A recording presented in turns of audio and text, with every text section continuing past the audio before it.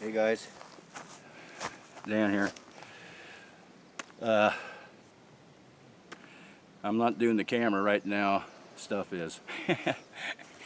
Anyway, you know, I'm back at the spot from the previous video where I put the trail cam at, okay? Which I'm going to get to in a few on the results of that.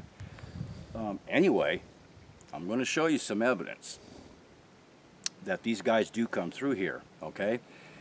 What I've just done, me and stuff, we went to the same spot, you see, because they hit everything.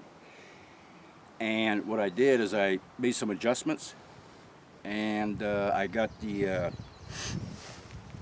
some good goodies for them that I know they're totally attracted to. No ifs or buts about it. And I got it deployed in such an area they're not going to get away from me this time. No way, no way. Not unless one of them strange things happens, you know, and your electronic equipment doesn't engage. Because I'm gonna tell you what, that does happen, and it happens quite often. Through all the years I've been doing this, it's happened to me and G quite often. But there is a few explanations why. Anyway, I'm gonna show you something. Now, remember I told you where the previous video, Stephanie told you she saw the reddish brown one here in this spot, and also she saw the other squatch who had the dark hair. Okay. Anyway, now I'm going to show you this. Come here. I went and marked this out so I don't lose it. And here we go. And we got some squatch dung, and that comes right off the trail. Let's see.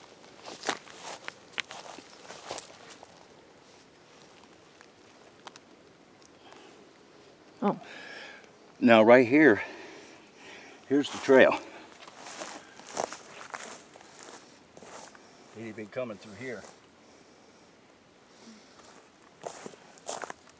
And right off the trail, and right back in there is where I got my trail cam set up. Now check it out. Now we had some rains up here and all that, you see, so it's kind of mildewed on top. But as you can tell, this is not bear. This would be all black, and this bear dung doesn't look like this anyway. But this is not. This is fairly fresh, guys. See this?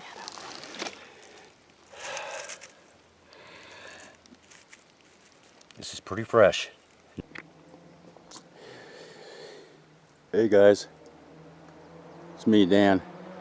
Of course, behind the cam. Anyway, back up here in the Sierras, and came up here and redid the trail cam, which was back in there, and made some few adjustments. I will tell you the results shortly on if it took any videos or not from a couple weeks ago. I made some adjustments, like I said, and I got her set now exactly where I want it.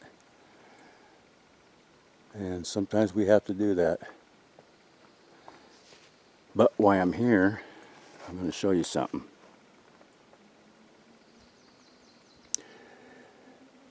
That stuff over here off the trail. Now check this out. So here we are on the trail. I'm going down.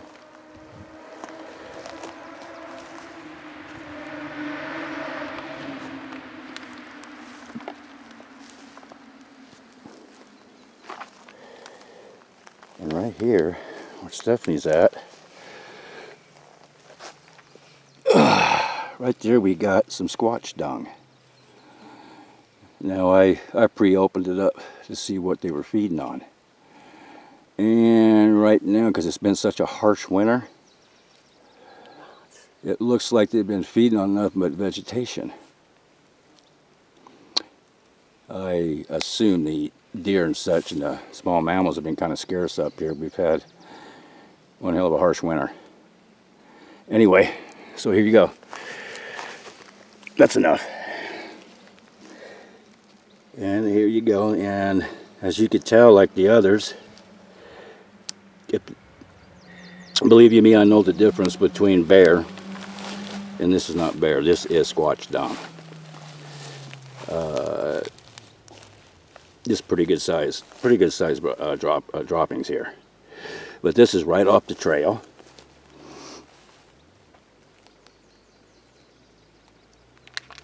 This is where they're coming in at. And I got my trail cam is right behind me. To my south at this point. But this is the trail they come off of. Right there. And there you go. Now take a little close look at it.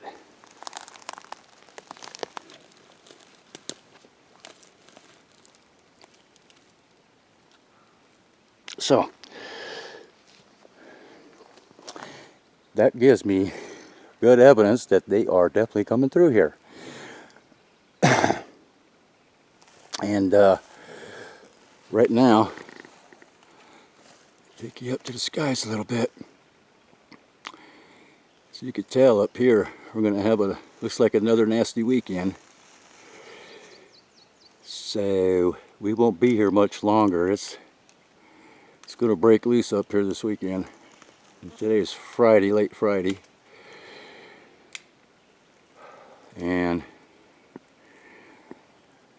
that stuff over there being a tree hugger. You a tree hugger, man? Nah. Okay, just checking. No, tree puller parter. Oh. Pulling the bark off. So, I'm going to turn this puppy around so you get another view of it. I'm going backwards now, I'm in reverse. So there you go. See, it's right in the middle of the trail. You can see the trail goes way up to here. And that goes way back in there. Right back there in the thickets. So, if he was coming up on it, this is how you would find it. And this is what you see. So, my friends, there you go. There's some more squatch droppings. Not a bad sized pile, I'll tell you that. Okay, guys. Hey, I'm gonna go right now. I got some things to do. I'll be right back to you. Bye. Hey guys, I'm back. Me and Steph were pretty sure we had a sighting up here. So we had to get back in here. That's why I had to let you guys go there for a few. It was standing right behind these pines on this ridge line. Just taking a little scan.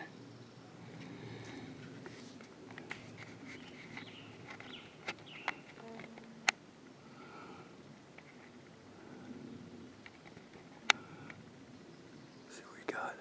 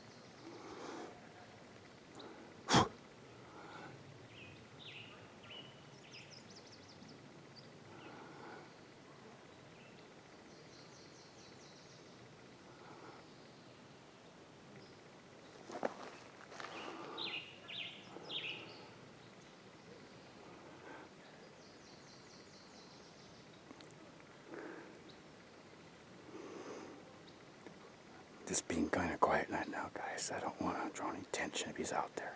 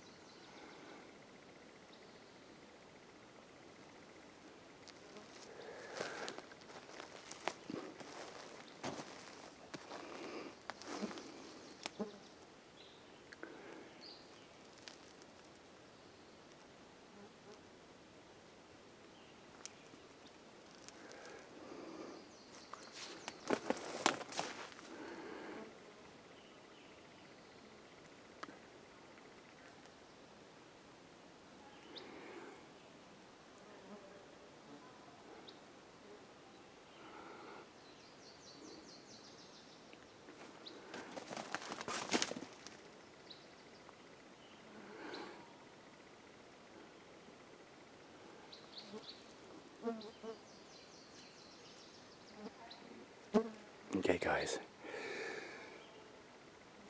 Okay, gotta go right now. Catch a few. Hey guys, how you doing? Well, I'm back. Hello.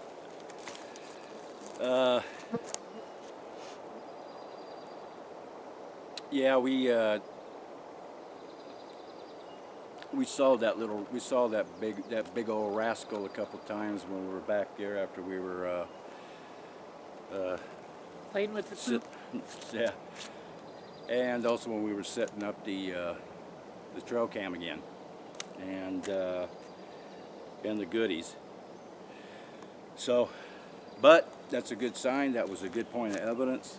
You know, I'm glad I got to point that out to you and show it to you. You know, not to mention that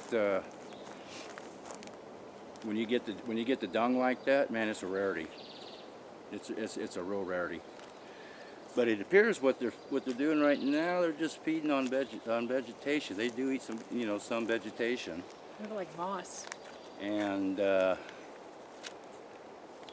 we've had such a really heavy, harsh winter up here, and right now, you know, this whole area where we're at right now, I shit you not, this place right here where I'm standing was under 7 feet of snow. 7 to 8 feet of snow right here. I'm not joking. Remember I told you I couldn't get up to my research areas. So that was why. And so we had a good shot today. That's why we came up on this Friday before the weekend hit, because up here the weather's going to be changing again. We got rain, right? Yep. So we're going to have some rain up here, thunderstorms. So that's why I figured we'd get up here and get everything done. And now, about the results on the trail cam from a couple weeks ago, you know, it was very disappointing. And you see what happened was the way that they came from behind and flanked around and came from the rear of where I had the food. And so consequently, when they did it this way, they were out of the trigger zone. And man, if you don't think that was heartbreaking, I'm gonna tell you what, but you know, that's how this business goes. It's exactly how it works. You just go with the flow. Sometimes, you know, crap doesn't go right. And you can't get frustrated, you can't throw a fit and get upset because it won't do you a damn bit of good anywho.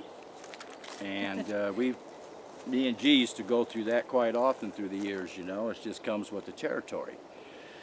So that's why I've always said in all my in a lot of my videos that one of the key things I like in my research when I research these guys is it's a thinking game. It's basically you got to try to outthink these guys. They're pretty damn intelligent. The bugs are driving me nuts. You see me flinging. You see me flinging my arms. That's why I can't. Getting attacked by the skeeters. Anyway, there's a lot of moisture up here right now. It's coming up from the ground. So much saturation, and Jesus, they're everywhere. we still got a lot of snow up here around 8,000 plus feet. My guess is the way it looks, it'll probably be there till next winter. Well, let's answer these questions. So anyway, on the results on that, that's what happened. So We replanted some, and hopefully in the trigger zone we'll get some this time. so yeah, I got everything set up now, but they're right smack in the middle of the trigger zone. They They're have not- to do. They have to. If they take the food, they'll get. We'll get a picture. They can't escape it this time. Let's see what And else. they have to work to get the food too. Oh, and also we had some. I'll read that one. Well, yeah, we have some questions that people have asked us. That's I Derek know. from Canada. I know. Asked us, and Dan's going to answer them for you, and I'm going to read them out for you. And this is from Derek from Canada. Do you think the Squatches that I saw were curious about her now that she's with you? Now that I'm with him. Did you? So basically, he wants to know basically. The Squatches. Since you've been with me and Garland's not here no more, is that the reason why they're curious about you? Yes. Yeah. Okay. That's absolutely right, Derek. Absolutely right. There's two different groups here. One on this. I'm on the south end, and we just came back from the north end. It's what I call Group 1 and Group 2. And yeah, there's two different groups here, and. So yeah, by G not being here no more, and of course they trusted me and him, and they know who we were because we've done research on them for a lot of years. And she's fairly new to them out here. They've only seen her a couple times, but really Every not time I've been with you, it seems like we see him. yeah. So yeah, that's your answer on that one. They're definitely curious about a female. And my loud mouth. I got a very loud mouth. So what's the next Now, question? I don't know if this is from the same person. It is. Oh, and here's your other question, Derek. It says, in the area that you planted the food, can you do some tree knocking or some vocalization to see if they respond? Now that one there, my man, it's not a good thing to do. The whole principle of when you set up your cams, the way I do it now, and I've learned out through the years, through a lot of how would you say, Trials and a lot of trials and error, and so you learn. Hopefully you learn. And so basically what I do now, what I find the best policy is, don't let them know that you're going to be there. Don't let them know that you're coming. Be as quiet and as docile as you can. And the more of that, the better. And because otherwise, what happens, if I'm out there, I put it this way: we've done that in the past, me and G. And when you're out there knocking, and I really don't do the howling or the yelping, like some do. I really don't do it that way. And so, because usually what's going to happen, 9 times out of 10, you'll never get a response. And secondly, you're basically letting them know where you're at. And if you got your camera, if you're setting your trail cams up and whatever, what's going to happen is they're going to know where you're at, and what they usually do is they're out there somewhere and they're watching. So you defeated the purpose all the way around. Because sometimes I think they know what cameras are. They stole one of your cameras. They played with them. Yes, yeah, that's a fact. They have stolen my cameras, so I have ways now that I secure them, on a tree or such, where they can't get off, where they can't take them. So anyway, there's your answer on that one. And I think this is also from Derek. Do you ever plan on doing any night campouts for research? Yes, I do. But not with me. I'm not doing nighttime. Yeah, I can't get her out here to do that one. And I don't blame her. It gets a little bit different at night. Everything changes, everything. And right now, I got something over here to my right that's whistling. You hear it?